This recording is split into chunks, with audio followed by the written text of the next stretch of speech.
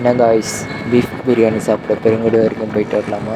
நம்ம ஃப்ரெண்டு தான் கூப்பிட்டு போயிட்டு இருக்காரு. அவர் ரெகுலராக இங்கே சாப்பிடுவார். அவர் தான் சொன்னார் டேஸ்ட்டு நல்லா இருக்குன்ட்டு. ஸோ அதனால் ட்ரை பண்ணலான்னு போகிறேன். அங்கே ட்ரை பண்ணி பார்க்கலாம். இதான் கடையோட பேர்.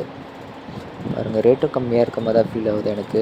டேஸ்ட்டும் நல்லா தான் இருக்கும்னு சொன்னார். ட்ரை பண்ணி பார்த்தா தான் தெரியும் எப்படி இருக்குன்ட்டு. நாங்கள் போன டைம் பார்த்தீங்கன்னா செம்ம கூட்டம்.